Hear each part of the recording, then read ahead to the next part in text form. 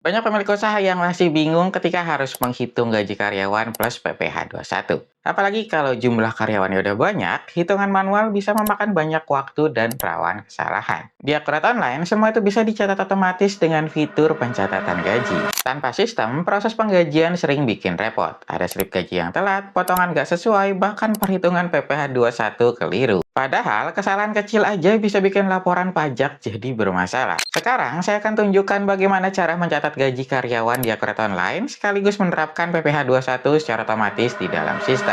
Oke, sekarang kita masuk ke materi bagaimana melakukan penginputan transaksi PPh satu bagi karyawan kita. Oke, sebelum kita melakukan inputan transaksinya, pertama yang perlu kita siapkan adalah data karyawan-karyawan kita. Untuk data karyawan, kita bisa masukkan di menu perusahaan di sini. Lalu kita masuk ke bagian karyawan di sini. Dan di sini kita lengkapi informasi dari karyawan kita. Misal seperti ini, lalu bisa diisi untuk posisi jabatan, email, nomor handphone, dan lain-lainnya. Sampai nomor KTP-nya bisa dimasukkan di sebelah sini. Kalau misalkan karyawan kita tersebut merupakan salesman, bagian penjual di sini bisa kita checklist seperti ini. Lalu setelah data karyawan di sini sudah diisi, kita beralih ke bagian pajak penghasilan di sini. Nah, di bagian pajak penghasilan yang perlu dilengkapi yaitu nomor NPWP dari si karyawan tersebut. Contoh misalkan seperti ini. Lalu untuk status pekerjanya, dia merupakan pegawai tetap atau bukan. Sampai di status PTKP-nya juga perlu kita setting di sini. Dia termasuk yang TK1, TK2, dan seterusnya. Misalkan seperti ini, kalau sudah, semua data sudah dilengkapi, kita bisa simpan data karyawan kita. Nah, setelah disimpan data karyawannya, kita akan mulai untuk input transaksi PPh 21-nya. Untuk penginputannya bisa dilakukan di bagian buku besar di sini, lalu masuk ke pencatatan gaji. Nah, nanti di sini kita bisa klik ambil untuk ambil nama karyawan yang tadi kita sudah input. Nah, contohkan misalkan Lukman yang tadi kita sudah masukkan, bisa diklik lanjut. Nah, nanti di bagian detailnya sini kita klik lagi nama Lukman ini untuk kita masukkan detail gaji si Lukman tersebut.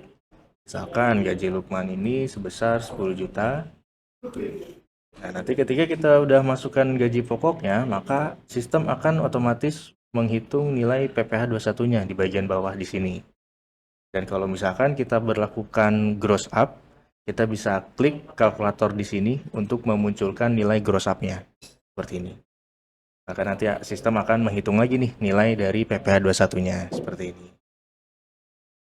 Oke, lalu untuk tunjangan jabatan, makanan, dan lain-lainnya, ini kalau misalkan ada, diberlakukan di perusahaan masing-masing bisa kita isi. Oke, kalau sudah bisa klik lanjut. Nah, setelah itu dari sini, dari pencatatan gaji, setelah semua karyawan dimasukkan nama-namanya dan gaji pokoknya sudah dimasukkan, kita bisa klik simpan.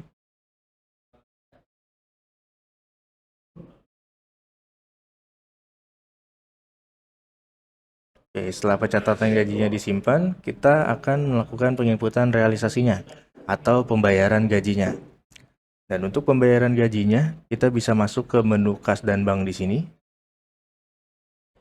Lalu kita pilih pembayaran di sini. Nah, di menu pembayaran di sini kita pilih kita bayarkannya lewat kas atau bank yang mana. Misalkan lewat bank BCA di sini. Nah, karena kita tadi sudah melakukan penginputan pencatatan gaji, jadi di pembayaran di sini kita hanya perlu klik ambil di sini. Lalu pilih yang pencatatan gaji seperti ini. Nah, nanti di sini akan muncul nih semua transaksi dari pencatatan gaji yang tadi kita sudah input. Kita cukup checklist saja mana yang mau kita bayarkan. Untuk yang di atas ini, kalau kita mau misalkan bayarin gajinya aja dulu. Lalu kalau untuk yang di bawah ini adalah nominal PPh 21-nya yang perlu kita setorkan nanti. Jadi kalau misalkan di awal kita hanya bayarin PPh 21-nya dulu, kita bisa checklist PPh 21-nya. Setelah itu baru disimpan. Maka nanti secara jurnal dia sudah terbentuk, hutang pajak PPh 21-nya sudah lunas, dan saldo bank kita sudah berkurang untuk melakukan pembayaran PPh 21 ini. Dan untuk laporan dari gaji karyawan serta pajaknya sendiri, kita bisa lihat di bagian daftar laporan di sini. Lalu ke bagian buku besar.